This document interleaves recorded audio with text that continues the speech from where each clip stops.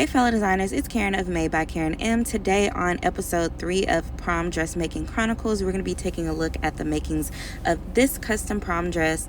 I use my mermaid gown pattern as well as a modified version of my halter top pattern, so if you'd like to see more, stay tuned. But before you do, be sure to like, comment, subscribe, share this video with a friend that may be interested in my content, and follow me on all social media platforms, which are listed in the description box below. Let's get started. So, my prom clients can't ever say I don't love them because I have mile, turn left onto I-10 Frontage Road West, Old Katy Road. I've done so much driving today to look for this like specific fabric. So I have a girl that she's in Texas, but she doesn't live in Houston. So we did a virtual consultation, and then she had sent me like a few different inspiration photos. But she didn't say like, and this is why I ask when I ask people for their inspiration photos, I ask like any specific details they want included. She didn't say like this fabric is like a must-have for me. So when I sent her like sketches, I had sent a bunch of different options, and she really just wanted this one particular fabric from the photo. So I had posted the picture of the fabric in my group, and somebody told me that they have it at Joann, but I went to the Joann in my area and they didn't have it. So I'm driving to the Joann on I-10, which is pretty much in Katy. And I never come out here, but I just wanted to see the fabric for myself because the other options that I showed her, I think they're cute, but she's not necessarily sold on them. So I want to make sure I exhaust all my other options to find it first before I tell her that she has to pick something else. I'm here at Joann now, so I'm about to walk in and see if they have the fabric that I'm looking for.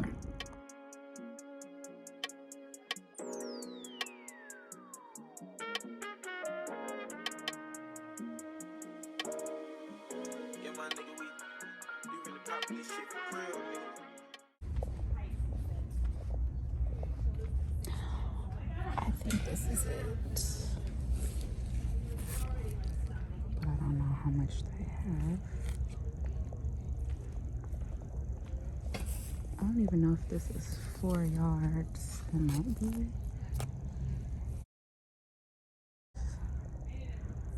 Okay, I'm gonna stop and send her a video of this. So I forgot to record while I was getting my fabric cut, and I really should have because something funny happened.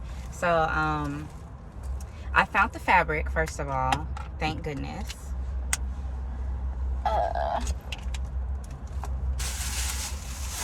This is the exact fabric that she wanted. So thank you to the person in my group that told me to go to Joann, because I did find it. When I was at the counter getting my fabric, it was like an older black lady. She was so cute.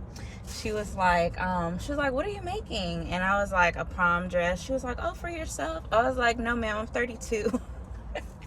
And she was like, you look like a teenager. And I get that all the time. And I was like, yeah, it's for someone else. I'm getting started early. And then when she finished, she was like, have a good day, you little teenager. But now that I'm older, I'm starting to appreciate those comments more, because usually it really used to get on my nerves. But I'm glad to have a useful look about myself. But anyways, I think I accomplished something today. I got fabric for 2 clients. I found a fabric that was hard to find. Unfortunately, she did text me back while I was in the store because I showed it to her. But if she didn't, I was just going to buy it and pray for the best because I was not driving back out here. So anyways, I'm about to head back home and ship some packages, and then see what I can get done before it's time to pick up my kids. I'm about to just print out my client's contract. This is for an out-of-state client. So I can have her measurements handy, and I'm going to, is this it? Yeah. I'm going to be using my mermaid gown pattern to cut this fabric. This is the fabric that I found at Joann. And what are the odds, guys, that my client wanted this exact fabric? Joann is the only people that have it. I went to the Joann that's near me, and they were sold out. And then I drove across town to another Joann, and they literally only had 4.5 yards left, which was exactly how much I needed. And not only that, they don't have it online anymore. So my prom clients can't ever say that I don't love them, because I did the most trying to get this fabric. This is her contract.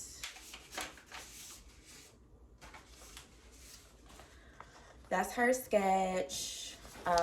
It's gonna be like a tie back halter top, and I was concerned about which appliques to choose to go with this dress, because it has like this like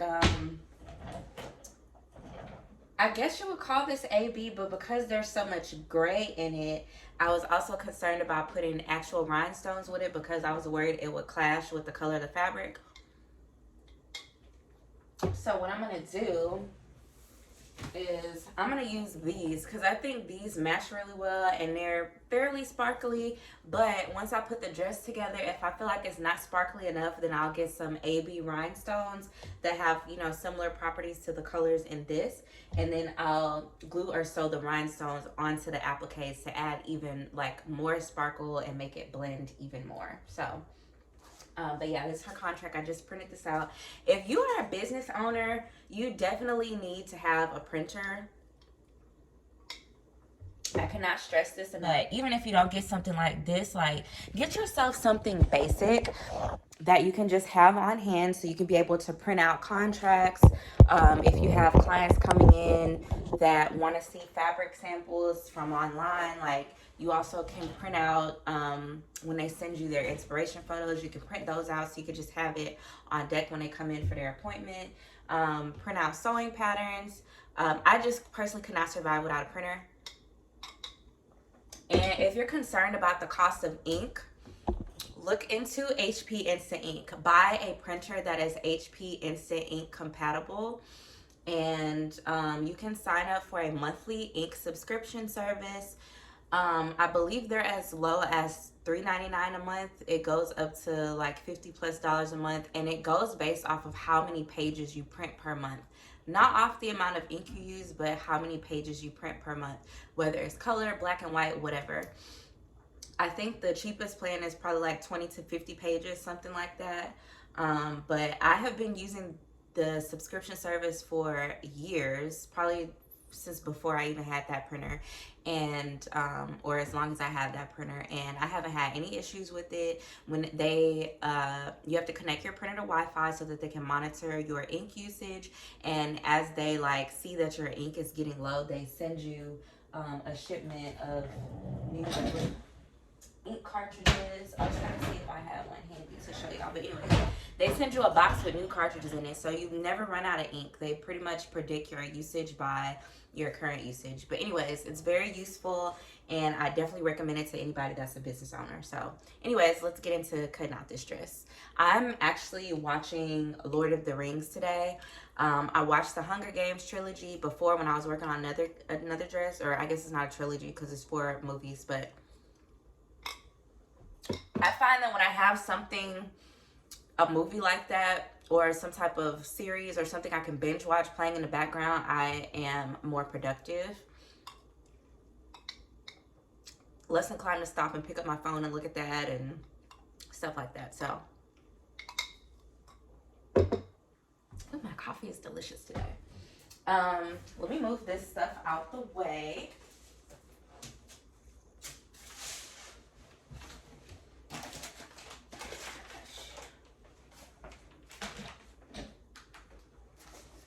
So I asked for 4.5 yards, and they had like a little bit more than that. So I don't remember exactly how much I bought, but I know it's going to be enough to cut my skirt out. Before you start cutting, let me move the camera closer. Before you start cutting, you want to test the stretch of your fabric. Now, I know this is a 4-way stretch.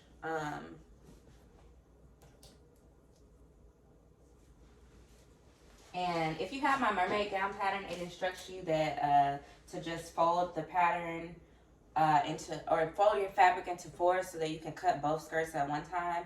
I'm going to be cutting one piece at a time, the front piece by itself and then the back piece by itself, because I'm making the back longer.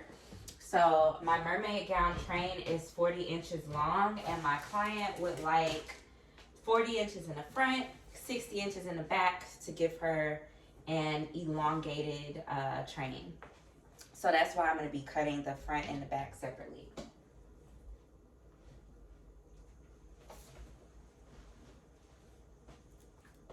Now, also what I want to do before I cut is to test the stretch of this, because it's a lot going on this fabric and I think it's stretchy enough, but let's see. So my pattern is calculated to be 85% of actual measurements. So I'm going to do a test stretch. So what I'm going to do is I'm going to look at 1, 2, 3, 4, 5. I'm going to look at 5 inches of the fabric. Okay. And what I'm going to do is I'm going to get on my calculator and I'm going to divide 5 by 0.85, which should give me a bigger number. Divided by 0.85. And that gives me 5.88. That's not enough. Let's do a 10 inch. 10 divided by 0.85. Okay, so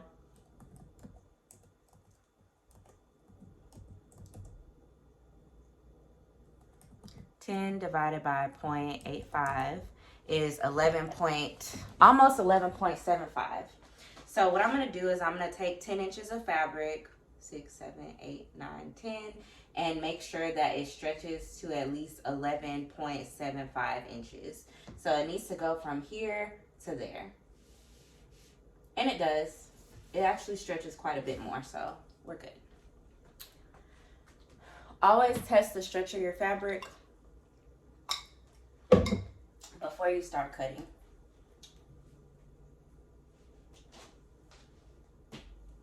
Especially with this one, because I know my client was head over heels in love with this fabric, and I'm actually going to turn my fold this way so it's closer to me. She was in love with this fabric, and if I mess this up, I won't be able to find more, most likely, because it doesn't seem to be in stock online anymore at Joann. This is 2 layers of fabric, and I'm going to grab my mermaid gown pattern. Y'all, I don't know if it was me or my children, but my poor little pattern has been torn apart, but I'm not printing it again, so I'm just about to tape it back together. If y'all know, I do not print a new pattern every time I get ready to do a new dress. You see all these like cuts and stuff on my pattern. I just cut it so that I'm able to fold it back for whatever size I need. And I'm going to try to use this pattern for as many dresses as I possibly can, because that's going to help me cut down on my production time.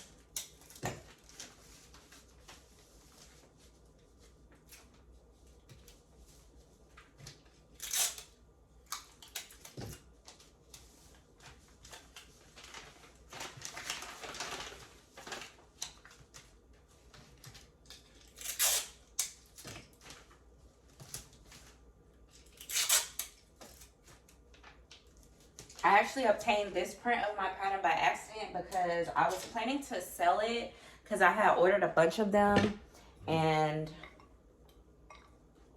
I had them in my office folding them. Let me move this coffee. Had them in my office folding them, but it was on the floor, and my office is like in the front of my house, and one of my children stepped on it and left a big shoe print, so couldn't sell it anymore. But fortunately it's being used for a greater purpose. All right, so I'm going to just go ahead and let me check her measurements. So as you know, the waist to hip on a mermaid gown pattern is 8 inches. So my client's waist to hip is 8 inches. I don't need to do any adjustments there. And her height is 5'4". So I think we can just use the pattern as is. I'm gonna go ahead and start pinning it to the edge of my fabric. Try to move this up so y'all can see. All right, so yeah, I'm just going to pin this skirt to the edge of my fabric, starting at the bottom. And then I'm gonna look at her measurements and determine what size she fits into in the waist and hip area. So this will be the front pattern. Because remember, we're cutting the front at actual length of the 40 inches from knee to floor. But then her back, we're gonna be elongating it by an extra 20 inches so she can get that long train effect.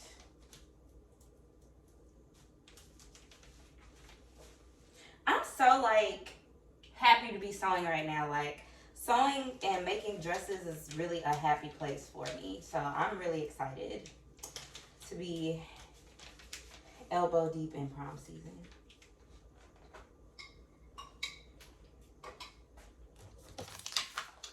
Okay, let me get my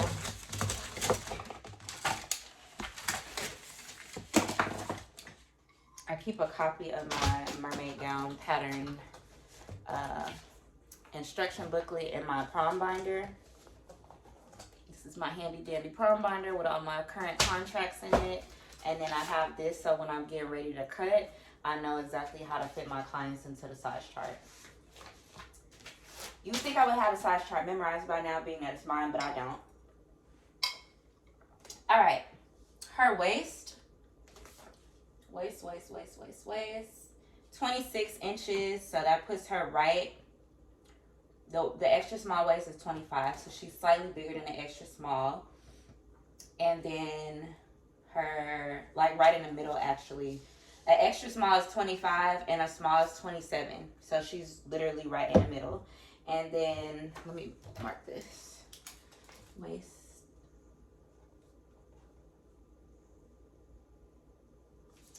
And then her hip measurement is 35.5, which is literally slightly bigger than the extra small. The extra small hip is 35, so honestly, I could probably just cut the extra small, but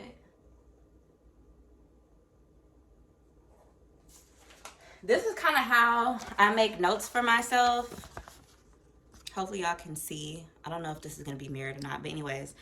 So her waist is an extra small to small. It's between these two. So I just draw a line right in the middle. And then her hip is a little more than an extra small, but smaller than the small. So I draw a line next to it and circle it. So I know I need to cut it closer to an extra small. But this one, I'm cutting right in the middle between the extra small and the small. I hope that makes sense to y'all. Okay, let me move my camera so y'all can see what I'm doing here.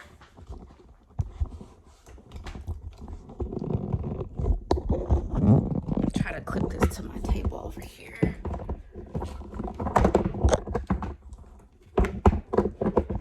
This is the best little tripod, doohickey, whatever you want to call it, ever. It is in my Amazon storefront. If you guys need one, it's very useful for creating content. So I'm trying to put this on the table. Okay.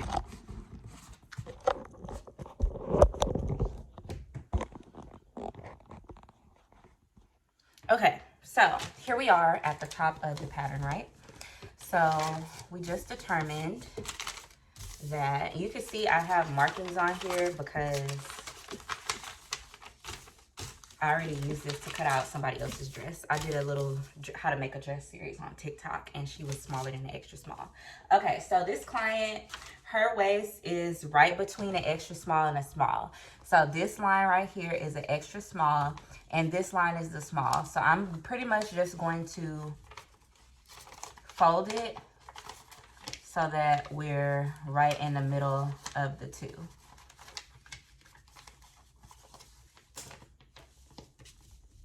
And I'm going to pin that there. And then her hip is slightly bigger than an extra small. Like slightly, like barely. Because it's really only an extra ½ an inch. So literally it probably just needs to be like an 1/8 of an inch bigger. like barely. Y'all see what I mean by barely? Like barely, barely. Okay, and that's where I'm going to pin the hip, and I'm gonna follow the same line all the way down to knee level. So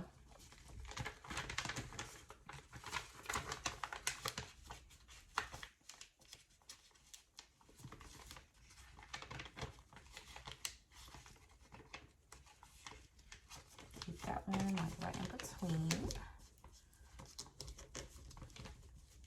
I had somebody message me the other day asking about how like to further customize their patterns, and I could tell like she's an overthinker like me.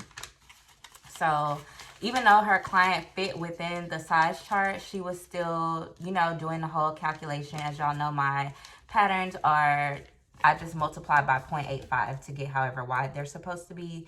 And so her client fit into the size chart, but more of like an in-between type of size like this person.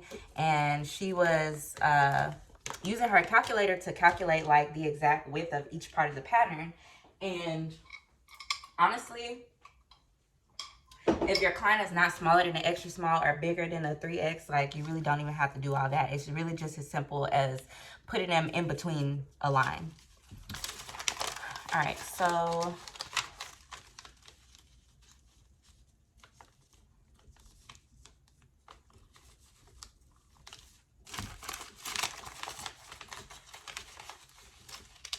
fold, fold, fold.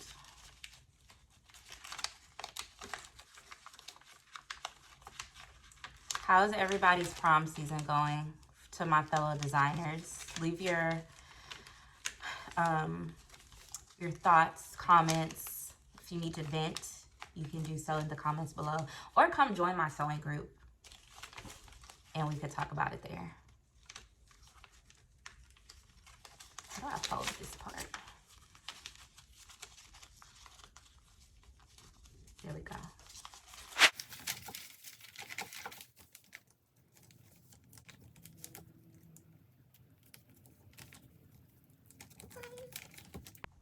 All right, I'm just gonna kind of time lapse the rest of this, and y'all can watch me cut. I'm gonna finish pinning this down, and then I'm going to cut it, and then I will pin it down again, and I'm gonna leave an extra 20 inches of space at the bottom so that I can have a longer train. So it's going to be time lapse, but pay attention because I'm gonna show y'all how to cut a long train. I'm tripping like hot sauce. I got drunk in the screen raw. Baby, give me that mean mouth. Hit that pussy like golf ball. I can do this without y'all. I don't know if I go long out. I go back to the trap house. Spread that bitch in that bounce down. Cash it in and I cash out. Turn that shit to a stash house. I ain't taking no handouts. When they calling, I'm in route. For them niggas, they been. All right, so I time lapsed myself cutting out the front skirt, and now I'm gonna cut out the back skirt.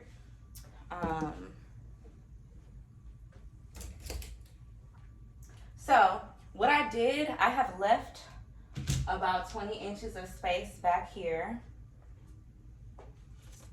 and I actually might cut it a little bit longer.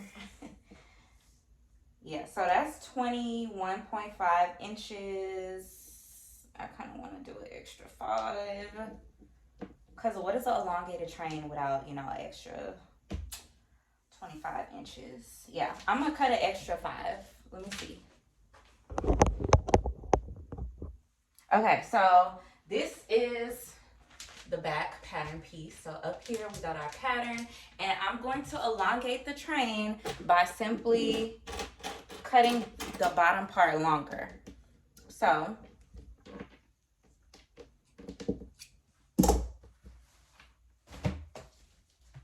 it's okay to kind of freestyle it. I put some pins here to kind of help guide me. I'm actually gonna move them down a little bit. I just wanted it to be a little bit longer so the drama can really be visible. Okay, so I'm going to just cut like this.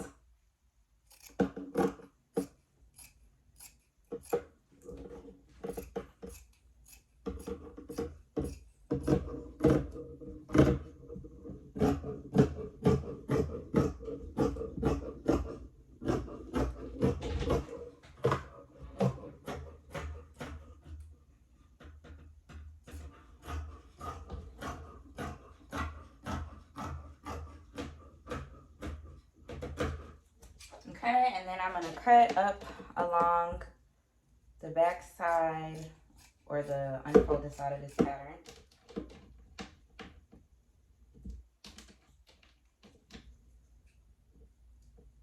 And it's okay to not cut the back pattern piece on the fold because we're gonna be inserting a zipper. And I like to just have two separate pieces when there's a zipper involved. And then I end up inserting the zipper and then sewing the back of the dress together after I insert the zipper. If you're new to sewing and you feel nervous about using zippers, that's okay. But you definitely need to learn. When you're making gowns, such as a prom gown or any type of formal wear, you have to think, like, it's stretchy, yes. Can it be pulled on without a zipper? Probably so, depending on how you do the top.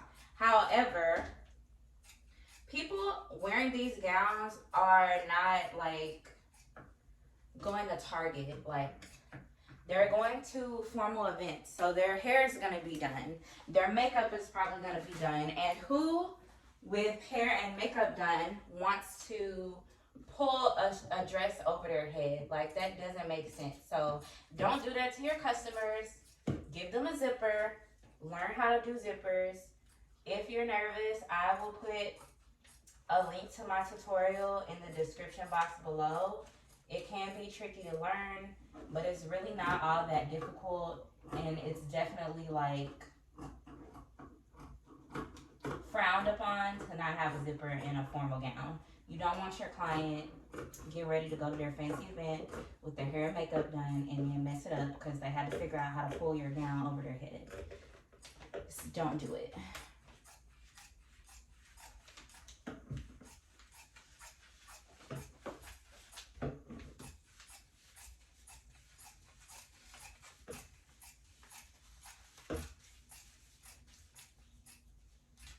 Okay, so now we have the front piece and the back piece cut out. And the last thing that we do, I'm just gonna kind of fold this up so it can be out the way. Let's see how much fabric I have left. I wonder, I could do the days. Okay, so we got the skirt almost complete as far as cutting out goes, but we also need to cut our godets out, which are our triangular pieces that are going to be sewn into the side seams of the dress. So basically your godets are going to come from your leftover fabric, and that's really how I came up with this pattern. Being a self-taught designer, being someone that at the time was still nervous about charging what I felt my worth was, I was always looking for ways to save fabric, because when you don't have to use as much fabric, you can kind of pass those savings along to the customer if you want. You don't have to, but if you want.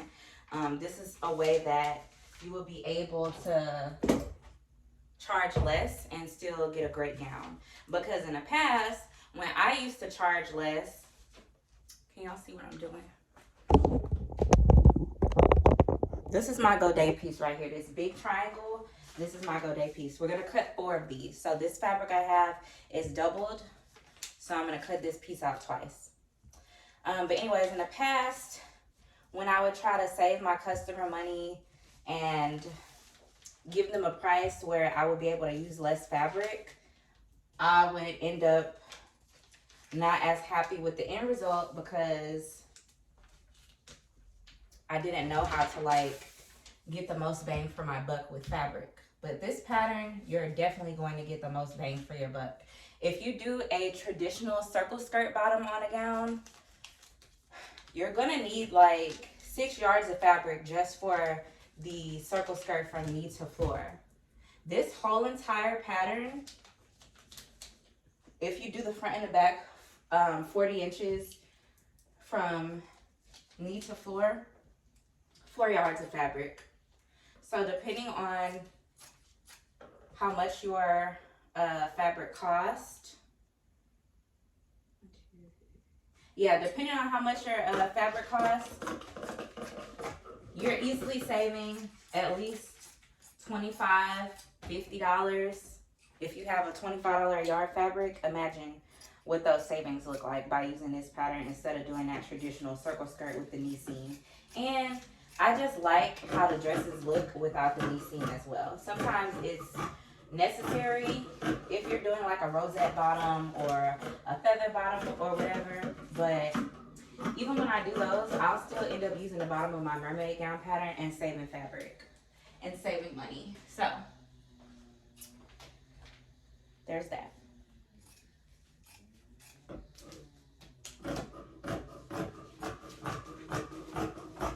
I did another video like this where I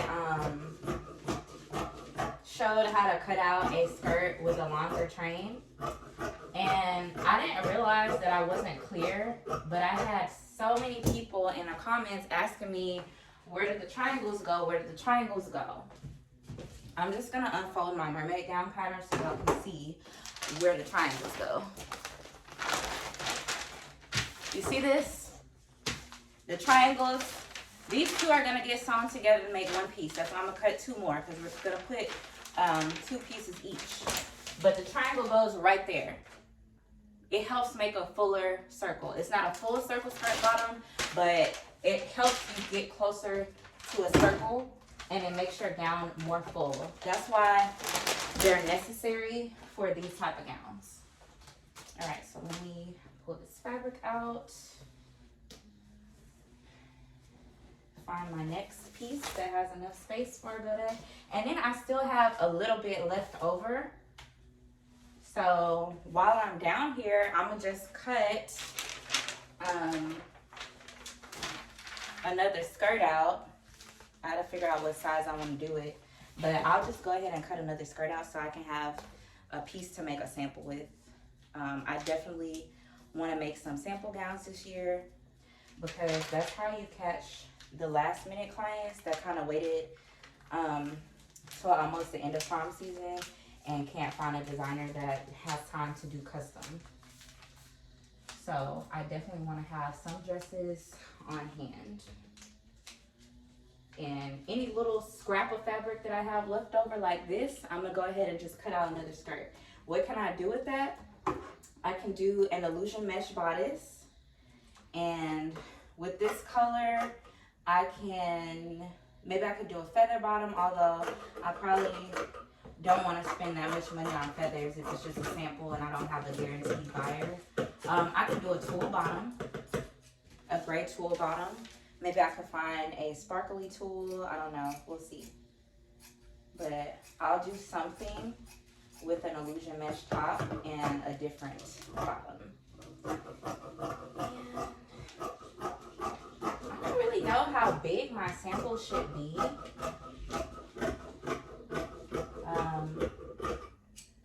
I've had a lot of girls. Do I need to save this little piece? Let me just cut this off. Sometimes I can be a scrap fabric hoarder, but this seems like so much fabric to just throw away. Like a lot.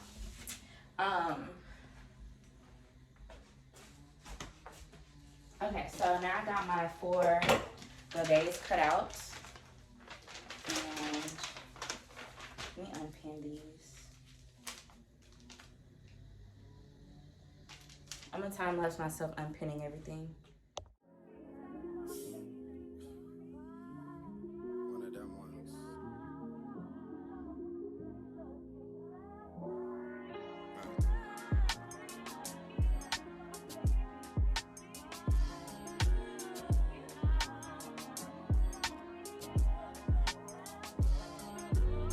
Western road flows, I did it for my granny. Back when we couldn't buy pizza cause we were down to pennies. Feel like we go back a century, run to the store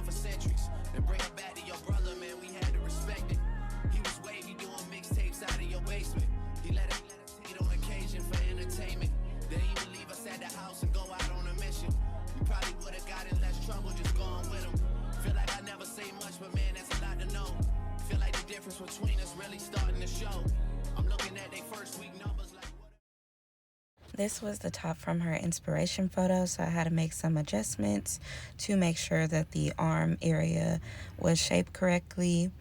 Since the inspiration photo wasn't a halter top, but she wanted a halter top, that was a little tricky, so I had to make some adjustments there. And then once I had already put the dress together, she decided she didn't want the illusion mesh top, and I had to spend a lot of time looking for glitter mesh, but in the end she was happy, so it was all worth it.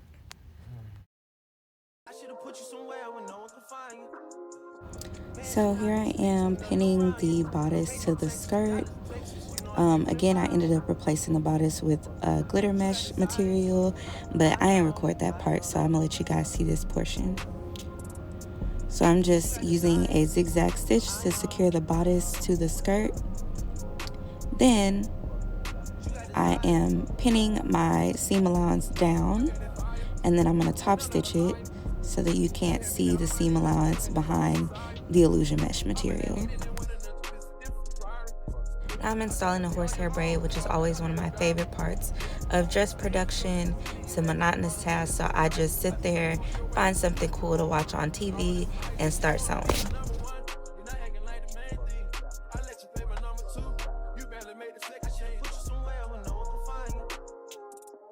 So I did my halter pattern for this dress, and then when I sent the picture to my client, she wanted the shoulders to be more broad instead of just being like this.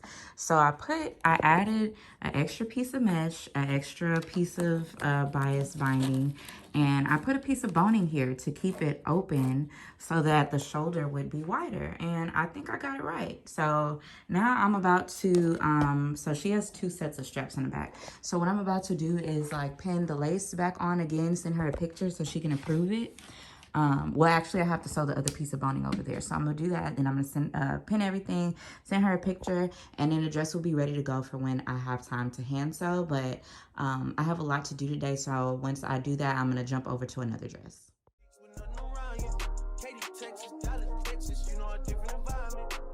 A few weeks after I got the dress together, my client told me she really wanted the glitter mesh from her original inspiration picture. So I searched high and low, finally was able to find it at High Fashion Fabrics in Houston. She was really happy with the outcome. It was a little stressful having to make last minute changes, but I always want my clients to be happy with the finished product at the end of the day, and she was, so mission accomplished.